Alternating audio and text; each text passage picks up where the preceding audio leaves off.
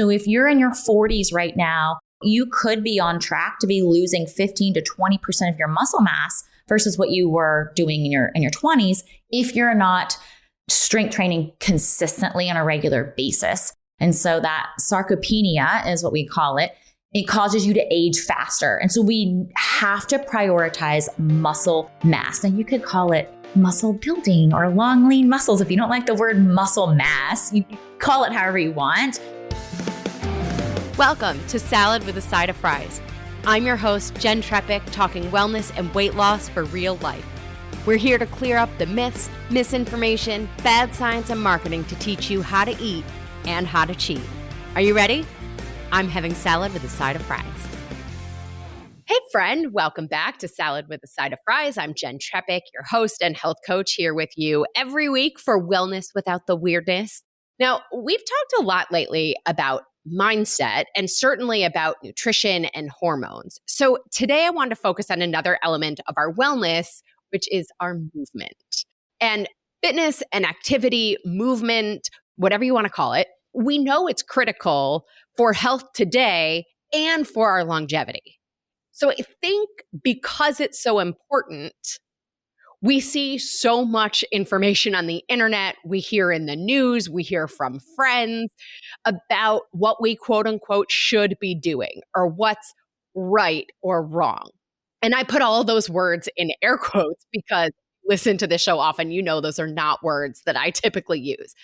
Anyway, I thought it was a great time to do a bit of a fitness fact or fiction, and I have a wonderful expert to clear up the confusion with us. She's a 45-year-old personal trainer, fitness instructor, nutrition coach, business mentor, wife, mom of 3, and the founder and CEO of Burn Fat and Feast, a lifestyle program for women who feel stuck and frustrated with weight loss and overall well-being.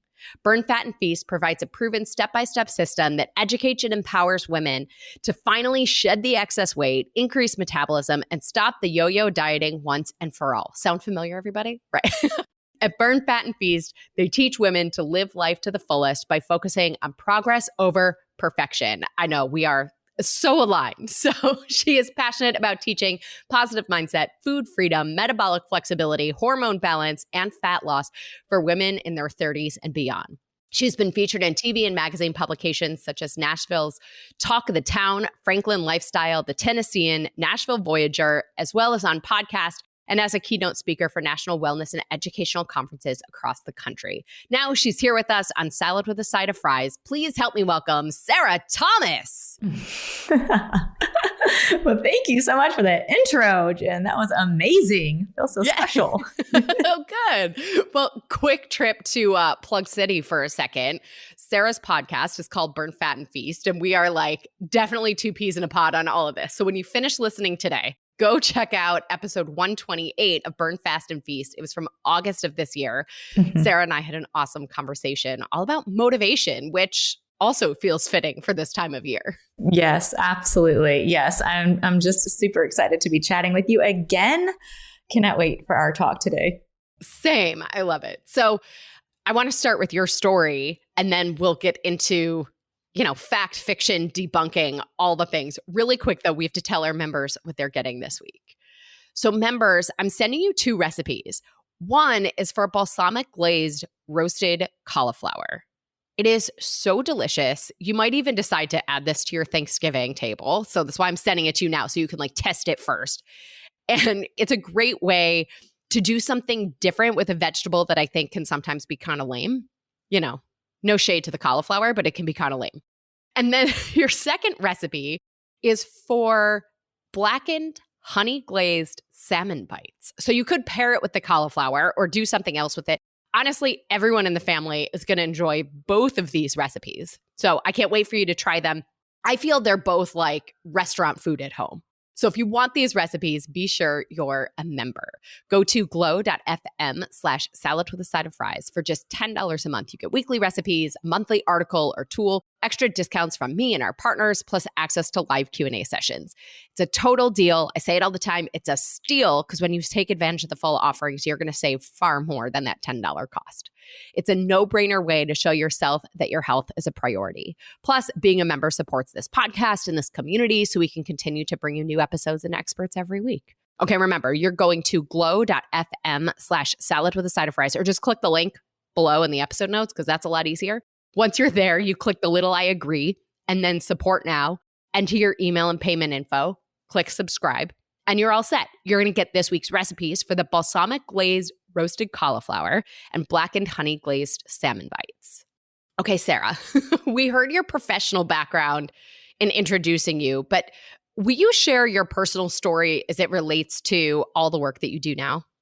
Yes, absolutely. So I have quite a lifelong journey with kind of how everything came to be with burn, fat, and feast, et cetera. So I was an overweight child. I was an obese child for quite a few years. In my teenage years, I turned to undereating and was an anorexic teenager, landed myself in the hospital. And so I would like to share that first part of my journey because that really is what got me into health and wellness today, is experiencing both ends of that spectrum early on and really wanting so badly to understand how to be healthy and what was the right way. And I won't say that I did everything right from there. I turned to over exercising for many, many years. I would probably say over a decade of over exercising after that. And so I've done all the things wrong before I did anything right along the way. But that really did make me want to know more about our body and what makes us work, and specifically as women, how our bodies function. And so as I have gotten older, I think when you introduced me, you said I was 45. I'm actually about to be 47. So I'm a little older than the bio. But as I've gotten older, I have learned more about my body. And as we get older, we learn that our body is also ever changing through perimenopause and menopause. And so I just continue to learn and grow along the way. But Burn, Fat, and Feast came about because I knew that I needed to do things different in my own personal life. I was over exercising at the time. I had 3 babies when I kind of hit rock bottom, I would say, where I was so incredibly frustrated. I was a fitness instructor. I was a personal trainer. I was a nutrition coach. I had the knowledge of how to do the things, but I didn't feel like I could put them all together well in what I call like a wellness puzzle. And so I really dove into research. Burn, Fat, and Feast came about for me and really for only me, selfishly. I wanted to figure out like, how can I do this? How can I actually eat real food? How can I stop under eating and be in this calorie deficit that we were taught, in my early years, like in the 80s, right? Like, yeah, that's what you have to do. Yeah. And then after that, we did the Snackwells and all the things. Snackwells, that was a staple in our house growing up. All the Snackwells, it doesn't matter. Just eat the Snackwells, you'll be fine. Yeah. So that's where Burn, Fat, and Feast came about. And then from there, it just organically grew into this online wellness program for women. And since we started it about 12 years ago, we've actually continued to grow and continue to evolve with our members, with myself and our members as we've gotten older. And now we are really an elite program for women in perimenopause. We talk a lot about that hormonal metabolism change and body composition change. Yeah, absolutely. And I think at every age, this wellness thing is so hormonal, way more hormonal than we've been led to believe. And not just our sex hormones, but like all the body's hormones. And then it just adds to the complexity as we get older and the things that we quote unquote used to do, don't work now. So maybe let's use that as our first like fact or fiction kind of thing on the fitness front. I see it all the time. What people used to do was like cardio queens. Right? It was like, if I just go to spin enough, if I just run enough, if I whatever, that's what I need to do. So especially when it comes to weight management. So where's the fact, where's the fiction, as you describe it, in cardio for weight loss? And I guess also like intensity there too. Right. So cardio in general is great for our heart health. And that's what it is, cardiovascular health. And so we have, for some reason, turned cardio into this is what's going to change your body. It was never, ever researched or meant to change our body composition. Preach. We have somehow morphed it in to something it wasn't created to do, right? So that's the first thing. Understand that it is for cardiovascular health. It is great for our heart health. We need it for heart health. Now, that doesn't mean it has to be straight cardio. You can have your heart rate elevate by doing weightlifting, which is number one in my book is strength training, weightlifting. You could do weightlifting and still get cardio without stepping ever on a treadmill or an elliptical or anything else and get the same impact for your cardiovascular health. So if, however, you are going to do a strict cardio session, which in Burn Fat and Feast we do kind of split it up of this is your strength day. This is where you're really focusing on building muscle and lifting those heavy weights versus this is a day where you're going to focus on that heart health. So if you're splitting them up that way, the best thing to do is to do intensity highs and lows. So interval-based training where you're going all out and then you're recovering. That is going to be best for your hormones as you get older, because as we get older, our hormones are more sensitive to what we're doing. For example, if you used to go out for a 45-minute steady state jog, and now you're like, when I do that, nothing else happens anymore. Part of the reason is because your hormones are now in a state of high stress, high cortisol. Exercise is a stressor on our body. Our cortisol does elevate when we exercise. That's okay.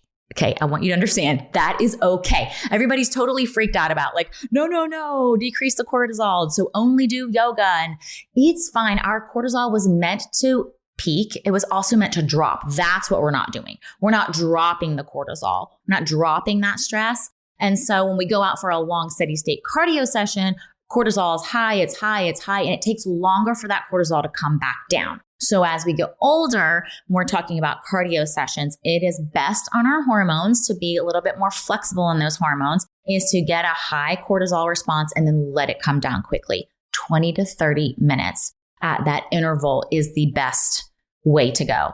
I probably answered that in many ways, more ways than you wanted me to, Jen. No, I love it. This is 100%. We are right on.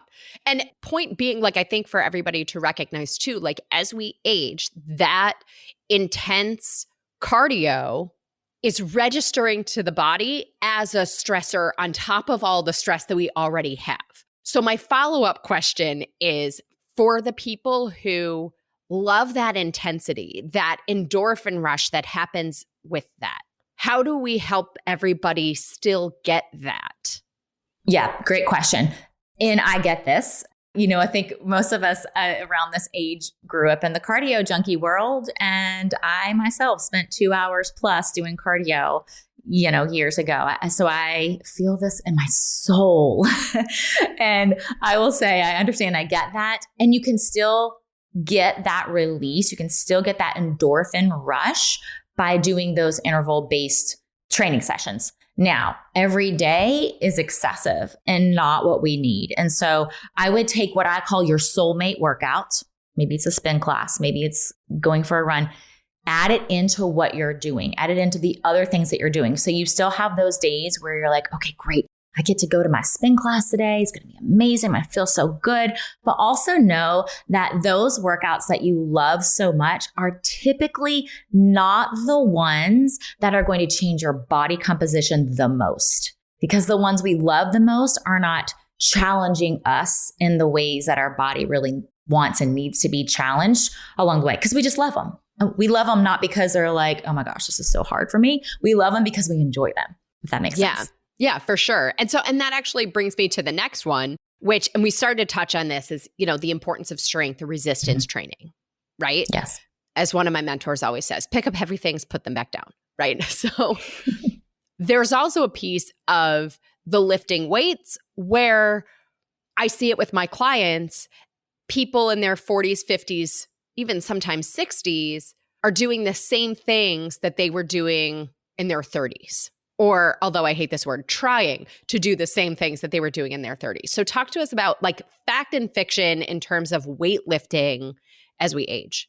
Yes, I always say weightlifting is queen at this stage of your life. I mean, really, I always say we talk to perimenopausal women. If you're in your 20s and your early 30s, pay attention.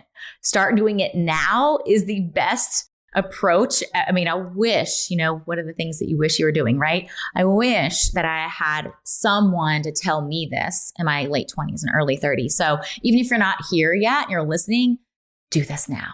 Do this now, because having muscle mass is what we need as we get older. And so, to kind of put it in a big perspective first, and so that you understand the part of muscle mass. And again, I think just growing up the way we did, we see muscle mass as the big bulky, as the weightlifters, as I don't want to look like that. I want, women always say, quote unquote, long, lean muscles.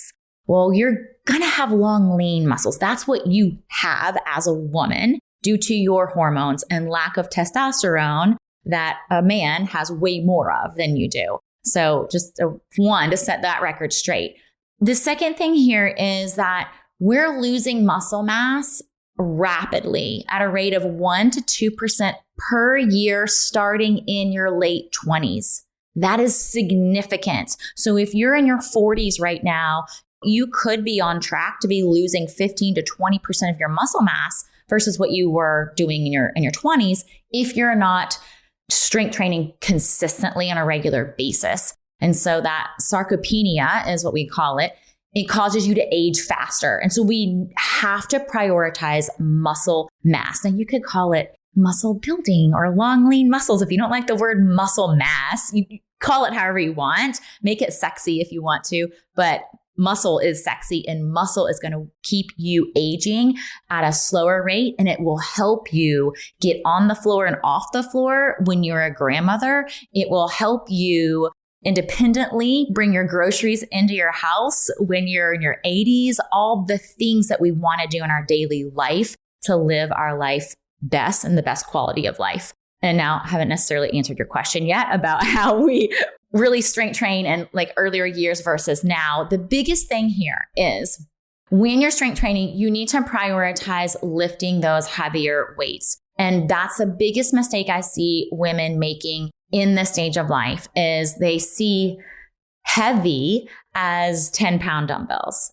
And they're using the 10-pound dumbbells now because that's what they use for their bicep curls. That's what they used 10 years ago for the bicep curls. And it is essential for us to challenge our body with the heavier weights. Heavy for me versus heavy for you could be very different. But when I say heavy, I mean, depending on the type of workout you're doing, if you're doing 15 reps, let's say of bicep curls, by rep 12, it should be a struggle for you to get that weight up. If you're doing a minute of, let's say, said exercise, 45 seconds in, it should be a struggle for you to actually physically get that weight into position where you need it. That's how heavy we need to be lifting so that we are not only maintaining muscle mass, but we are actually getting ahead of the curve as far as what we are losing on a regular basis. And so we have to prioritize body parts, lower body, upper body. You could split it up. You can do it very, very different ways. It doesn't mean you have to spend an hour in the gym. And I think that's another misconception here too, fact versus fiction. You can work out for 20 to 30 minutes and have fabulous body composition like you've never had if you're doing it effectively. And along the lines of effectively, let's talk about sort of doing the same things. Like I see it with a lot of people that get comfortable with a handful of exercises and it's sort of like, this is the routine I do. It takes me 15 minutes and I'm on with my day. What is that doing or not doing for us? Yeah, that's a great question. And I can definitely go down a rabbit hole on this one. It's one of my pet peeves, I would say. And because there's so many myths out there. And I also feel like because we have so much information in our world now, we hear bits and pieces on social media that we take as like, oh, that means I should do the same workout over and over again. Here's an example. The phrase progressive overload has been in my feed a lot. I know I'm in the fitness world, but I continually hear people talk about what is progressive overload? And does that mean I need to do the same workout over and over again? That is one of the things that a lot of women think that it means. Progressive overload means that I need to do this same workout week by week for like 6 to 8 weeks. And every week I should be focusing on adding weight to what I'm doing. That is one way you can do progressive overload. And that is one way that we can tax the muscles. Our muscles need some sort of stimulus to grow. Adding weight is one way to create that stimulus. Now, we don't do the same workout over and over and over for 6 to 8 weeks and burn fat and feast. Number one, there is a point where when you're adding weight, you are going to get to the point where you're like, I can't physically continue to add weight anymore. And our strength happens at a slow progression. So if you're doing the same workout for 8 weeks, 3 months, 6 months, number one, it's boring. Who wants to live boring? Who wants to be boring in the gym? And secondly, it can be very defeating because your muscle mass and your strength isn't changing that rapidly over the course of 8 weeks. And as we get older, it's a slower progression. So it can be very, very defeating. So what we do is we do the same workouts for 2 weeks, then we move on. We do 2 different workouts for 2 different weeks. So we kind of alternate 2 weeks at a time. But progressive overload is adding the weight, but it's also just creating different stimuluses. And so that's what we do. We continue to create different stimuluses. Example, squats. So let's say, yes, you could keep adding weight, right? Do the same squat, down and up, pretty simple. You can add weight, or you could go slower down, faster up. You can change the tempo. You could also come down into your squat and just hold. That increases that muscle stimulus. So there's so many ways that you can increase that muscle stimulus. And that's what we need to focus on, that part of progressive overload versus just doing the same workout over and over. It's continually challenging our muscle so that our muscles, I'm sure you probably heard this before, keep your muscles guessing. There's other science behind that. But yes, that is what we want to do. We want to keep our muscles working because our muscles do have what we call muscle memory. They'll remember how to do something and it becomes easier for us and it requires less muscle fiber engagement to do the same exercises if we're doing it week after week. So for this reason, it's part of why I appreciate group fitness and working with the same trainers, so to speak, because they get to know me and they also are dealing with all of these decisions instead of me, right? Right. I'm curious to hear your take on this in the context of progressive overload. Will you also speak to like supersets? Yes. So there's so many different ways that we can stimulate our muscles. And so supersetting is one of those ways. And supersetting would be going from one exercise to another exercise back to back without taking a break, without really resting in between.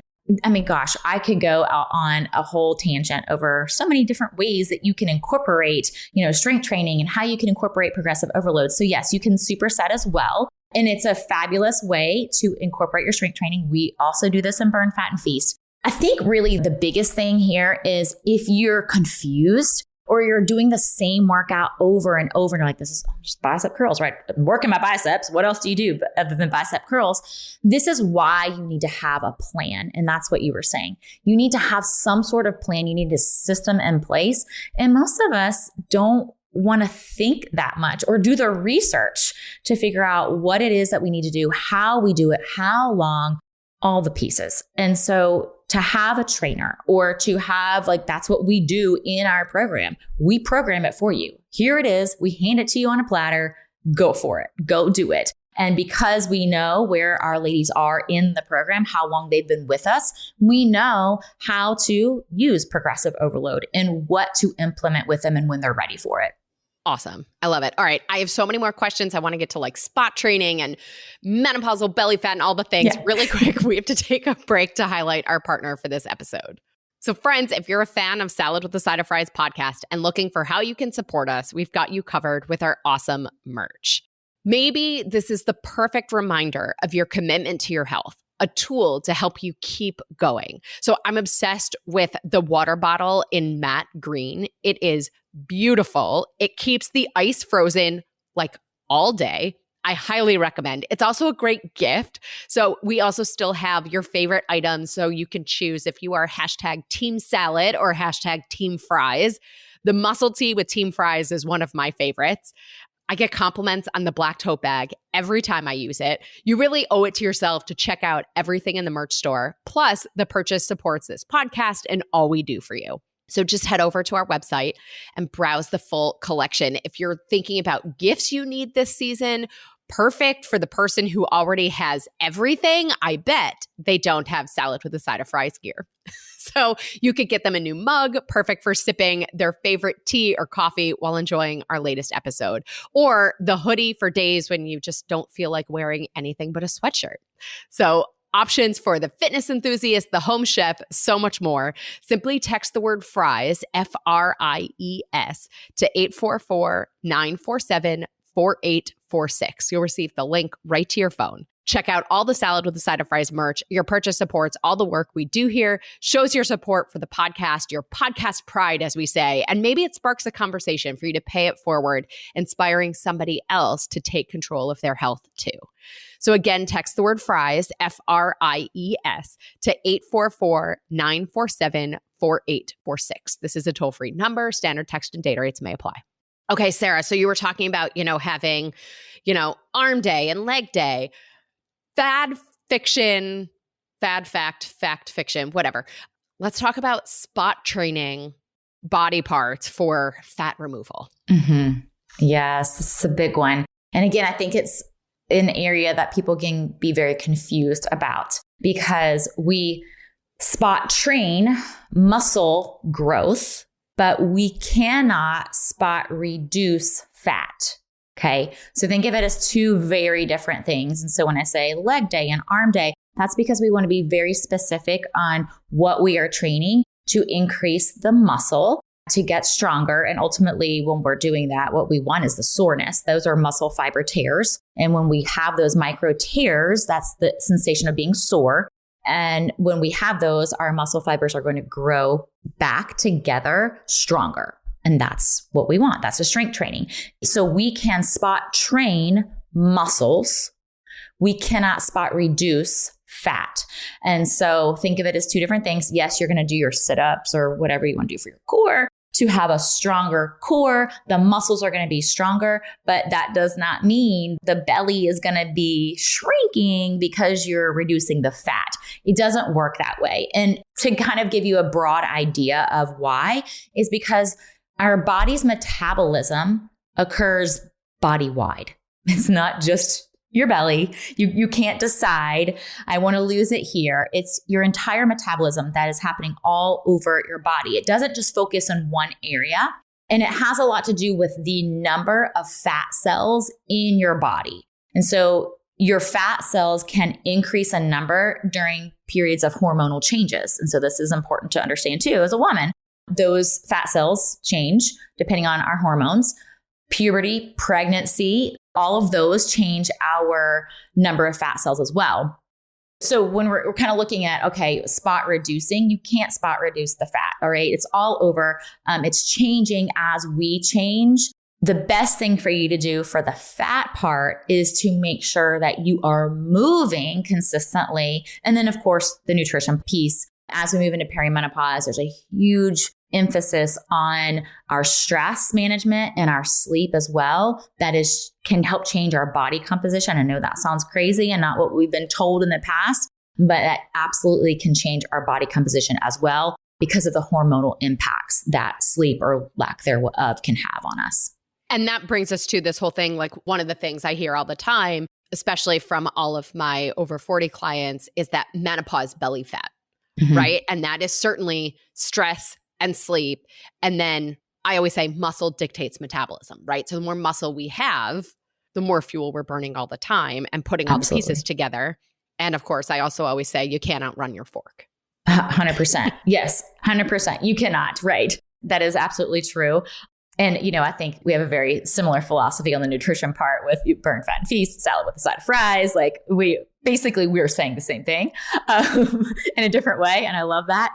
But yes, you're 100% true. Everything you just said, our metabolism depends on how much muscle mass we have. And so there's actually a lot of research happening right now. And I kind of nerd out on it, obviously, and read a lot. I'm not going to share the details yet because I think there's still a lot that needs to be happening along those lines right now. But there are some studies right now saying, what has been told to us is that our metabolism decreases as we go older. What these studies are actually trying to prove is it's not that our metabolism starts decreasing, it's actually that our muscle mass is decreasing, and which makes sense, right? Because our metabolism is decreasing, our muscle mass is decreasing. And so, the argument is if you continually have strong muscle mass, your metabolism will not decrease. And so I'm really excited to kind of see what those all end up saying. But yes, that is definitely impacting us on a hormonal level. Yeah, for sure. So I want to speak a little bit to this time of year because November and the holiday season, and we've talked about stress, right? But also this time of year includes a lot of changes to routines and travel. And I'd love to hear your perspective on fact and fiction in terms of breaks in our fitness or like our typical routines. Okay. So as far as fact and fiction goes, on the end of should you work out consistently, let's just take that for example. Is that okay? Sure. During holiday. I am just a firm believer in what you do on your regular basis is just who you are. And if you do it long enough and you're consistent with it long enough, it is who you are. So it's not I do this on vacation, I do this on my regular day. It's I'm a person that wakes up and moves my body. That's how I identify. That's me. I'm a person who wakes up, I move my body. I fuel my body in a way that makes me feel freaking amazing every day. So the longer you go along this journey, the closer you get to that. If you're not there yet, it's okay. You're still on that journey. It's also okay to be a person that says, yes, that's me. I wake up, I move my body, I challenge myself, I fuel myself well because I want to feel amazing. And I also love sweet treats at the holidays. There's not this is good or bad. And I think you speak to this as well, Jen. I don't like those words of, oh, I was bad today. I ate something bad. That's not part of our vocabulary at all. And so this goes along the same lines with fitness too. It's not a good day and a bad day as far as fitness. It's just what feels like it's serving you well right now. And so if you want to go on vacation and you want to take a break from strength training, or you don't even have weights around you and that's not really physically possible for you, do something different. Just do something different. I'm a firm believer in our body was meant to move every day. That doesn't mean it was meant to lift heavy weights every day, but it was created to move. And if you want to feel your best, you should move your body every single day. But give yourself grace to have those moments in life where it looks different. I'm type A, and a lot of our members in Burn Fat and Feast are very type A, and that's so hard to comprehend. But it's leg day, give yourself grace and know that doing something is always going to make you feel your very best and going to keep that longevity. That's what we want. We want the longevity of it. And so be in tune to your body and know that wherever maybe you are during a vacation, this is temporary. And then I go right back to the gym and less of whatever it is you're doing. Yeah, I think to your point on all of that, right? Like consistency doesn't mean a Xerox copy. Wow, that was a really old word. I just showed my age, right? I totally got it. I'm like, oh my God, I can't believe I used that phrase, right? But like consistency is something all the time, not every Saturday is this. Yes. So a lot of times at this time of year, maybe we don't have as much time. So if we are working with, and you were saying even before that 20 minutes, right, is worthwhile. I say every minute counts, even if it ends up being 2 minutes here and 5 minutes there and whatever. But let's say somebody has shorter amounts of time each day. Mm-hmm. How can we help them prioritize what they're doing in that short amount of time? Yeah, this is a common question because we're all short on time. It's our most precious gift and we want to maximize every single minute. So if you're just starting out and you feel like you're really limited on time, I will always say, just walk. Go somewhere to walk. And you don't have to go anywhere. Just walk around your house. I will always say, like in the winter, I'm not a cold weather gal at all. And so I don't want to be cold and go outside in the winter. And so sometimes that will even mean for me doing my laundry throughout my house, walking and folding my laundry in my home. It doesn't have to be complicated. So I'll always say, just start moving. And again, 20 to 30 minutes might feel like, but I don't even have that much time to carve out. I would challenge you by saying, I bet you have 5 minutes after lunch to do something. I bet you could get up from your desk for 5 or 10 minutes and do something versus scrolling. Maybe you could still scroll social media and move your body. Maybe you can just get on the treadmill and keep doing that. But I would challenge you to say, if you have 5 minutes, if you have 10 minutes, you can still get up and move. There's a lot of magical things that can happen too when you get up and move after you eat.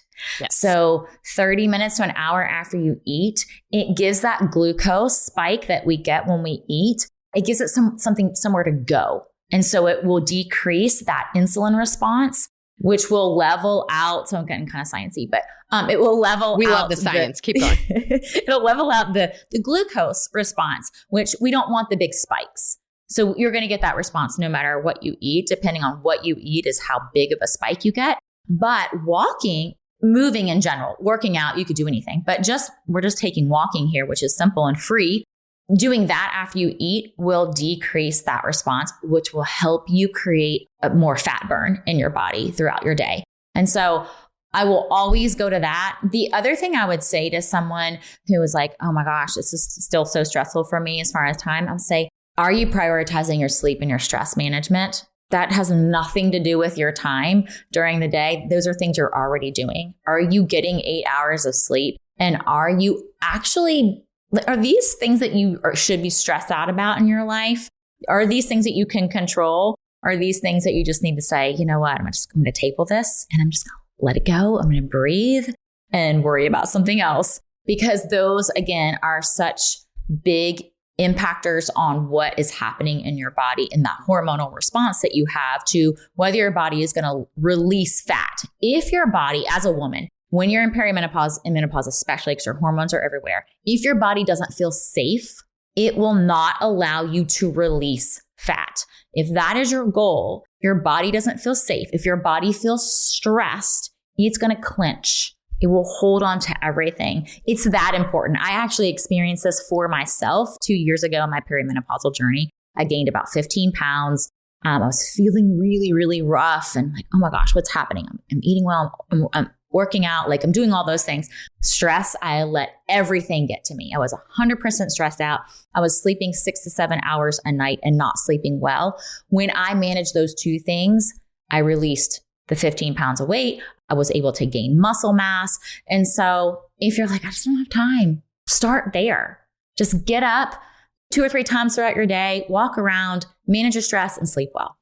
Yeah, I direct everybody back. I did an episode this year called The Ultimate Biohack, which was all about sleep. Like sleep, everybody sleep. But I also love that we're sort of wrapping up with this because I think there's a piece of we can often think about the fitness and the movement in isolation. And really what I'm hearing you say, and I want to make sure everybody hears, is that everything we're doing works together. Awesome. All right, are you ready for our rapid fire off-topic questions? Yes, let's do it. All right. What's the best thing you've done for your health this week? What's the naughtiest thing you've done related to your health this week? Because, balance. Okay. The best thing I've done for my health is made myself a priority every morning. The naughtiest thing I've done, probably allowed myself too much time on social media to compare myself to others. Not good for my mental health. I hear you. If you weren't a personal trainer and CEO of Burn, Fat, and Feast, what would you do? Oh, I love decorating. It's kind of a inside, like I just love it. It comes easy to me. So I would probably do interior decorating. Your favorite book on any topic other than your area of expertise, or you could give us a fiction book. Oh my gosh. I don't even know if I have an answer for this, honestly, Jen. I am such a personal development reader. I don't even like fiction. Here's my mindset. Your favorite personal development book? The Power of Habit. I think that would be my favorite. Yeah. Love it. If you could cure one ailment, disease, or sickness, what would it be? Cancer, 100%. If you were a superhero, what would be your superpower? I mean, I'm a mom doing multiple things at one time, doing all the things. Totally. What's your biggest pet peeve? Gosh, there's a long list. I respect that. Okay. When people say, let me know what you need. Let me know if you need help. Just offer it. I'm like, just offer the help. Love it. All right. Last one. In your opinion, what's the next frontier in wellness? I think we're making a big shift kind of towards the AI era in wellness. I think that, although here's my thought on that, everyone's kind of moving to, what is it? Ask AI. Well, see what you're supposed to do here. Well, you want to be in calorie deficit? What does AI say? I think that's going to kind of explode into what people don't want and lead us down a path, kind of like what we were talking about earlier in the 80s and the snack wheels. And like, that's not the path we want to go to. I think we're going to find we need to stop, pivot, and revert back to some of the basics. I think it will be a situation where it gets a little out of hand, so to speak. Yeah, I could see that too. Well, Sarah Thomas, thank you for being here. Tell everybody how to connect with you, where to learn more, all the things. Well, thank you so much for having me, Jen. Yes, you can find us. We are Burn Fat and Feast pretty much everywhere. Facebook, LinkedIn, Instagram, or on all the socials. Our website is burnfatandfeast.com. We have a priority list that we continually keep running. The point of our priority list is for you to learn more about who we are, be able to ask us questions, email us, and also for you to be able to be the first to know when we open doors to our program, when we open doors to our 4-week hormone reset, all of those sort of things with bonuses. So if you're interested in just learning more about us, you can join that priority list by texting the word priority list to 615-808-8317. Okay, awesome. We will put links to everything and that number in the episode notes for everybody. Sarah, thank you again. I just truly appreciate your energy, your expertise, and how you explain things. Like, we're so aligned, and it's appreciated. It was a joy. Thank you. Thank you. All right, friends. On Friday in this week's Nutrition Nugget bonus episode, we're talking about ProMix protein bars. So a friend told me about these. She said they tasted pretty good, and she found them because a fitness instructor that we've both taken classes from eats them. So I put them on my list with very high hopes. So we're going to look at them together on Friday in this week's Nutrition Nugget bonus episode. So be sure wherever you're listening, click the plus sign or the follow button, and then your app will alert you when the Nutrition Nugget is live on Friday morning. Well, as always, everybody, I'm your host, Jenn Trepeck. Connect with me on Instagram or all social media. I'm at Jenn Trepeck, JENNTREPECK. Website is asaladwithasideofries.com. Pick your platform, send a message. I want to hear from you, your ideas, your takeaways, your questions. This is also the easiest way to learn more about working with me as your health coach, whether you're ready to start now ahead of the holidays or you want to get on the ball for January and the new year. I am here for you. Sarah Thomas, thank you again for joining us. And friends, if you are not already, join our membership program by going to glow.fm/saladwithasideofries. This shows your support for this podcast, this community, and most importantly, it supports your health. You'll get this week's recipes for the balsamic glazed roasted cauliflower and blackened honey glazed salmon bites. So until next week, remember, there is certainly no shortage of information out there about fitness. And there's certainly nuance to personalizing it for each of us. But above all, know that movement matters, and any movement you can do is absolutely worthwhile. Well, friends, that's it for today's episode of Salad with a Side of Fries. Congratulations for making yourself and your health a priority. Thanks so much for joining us. Be sure to click subscribe or follow on your favorite podcast platform. Share us with a friend, and we'll be back next week. Always remember, you deserve it and you are worth it. Happy healthy.